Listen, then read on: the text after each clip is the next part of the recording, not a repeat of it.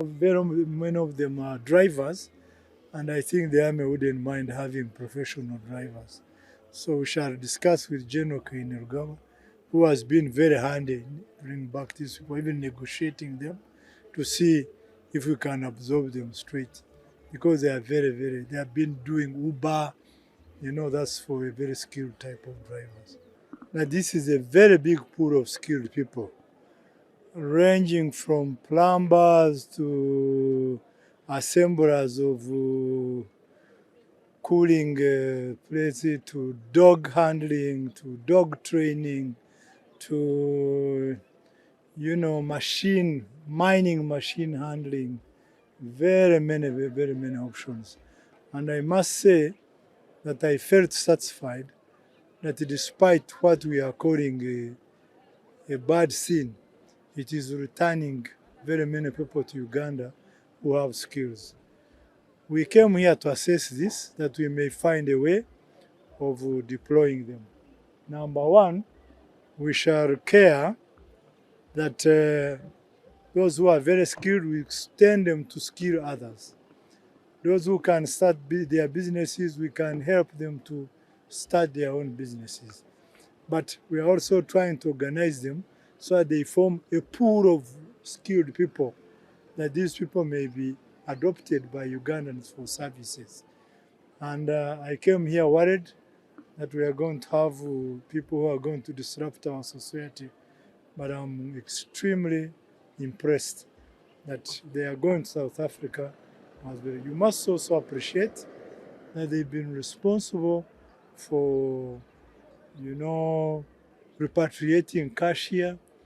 They've been responsible for funding their families here. I'm told there are quite a number of people there, ranging to 1 million, and this is just 1,000. So we need to be more receptive to their return. I was reading a story when I was coming here about the Indians who left here because of their means problems.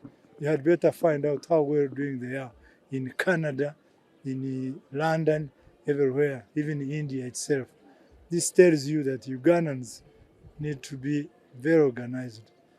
I was listening to Rubio, the Secretary of State for America, who is saying that Africa should never have been allowed to get independence. I found it very strange. We are now running a budget of 80 trillion plus. But what we are collecting in taxes is 40 trillion plus. From a point where you had nothing to steal, there is now something to steal. Meaning in life, whatever good thing, whatever achievement you have, there is a challenge. When there was nothing to steal, we did not have people going in on corruption-related charges. Now that there is something to steal, you now hear about corruption. Corruption in local government, corruption in ministries, corruption where, corruption in parliament, corruption almost everywhere. But the first frontline commanders in the fight against corruption is you and me, the Ugandan citizen. It's you and me, because one, if you don't report, that corruption will continue.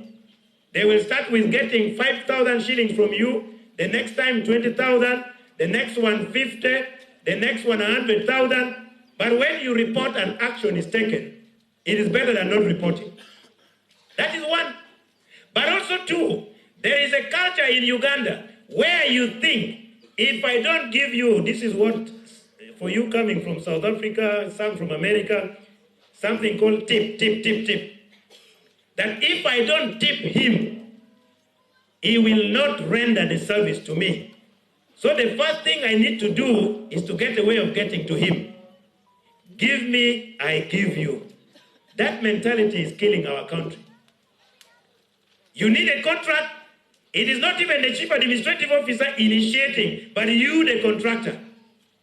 Chief administrative, cow, if you give me, I think some 5% can come.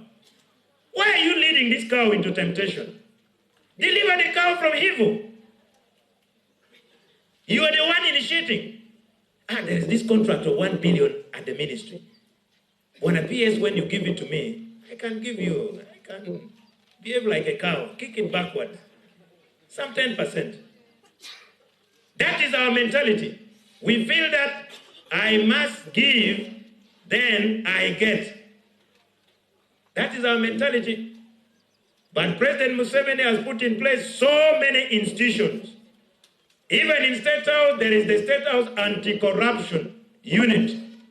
There is the Inspectorate of Government, IGG. The CID. There are many. But ladies and gentlemen, we must thank him that from nothing to steal, there is now something to steal. The country could have even degenerated. The country could have degenerated. From 5 billion, we are now in 40 trillion plus tax collection.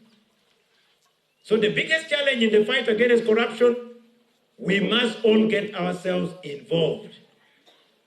Even you trying to portray some corrupt motive by inducing the officer to grant you that particular contract, you must be also charged as alleged because you are promoting corruption.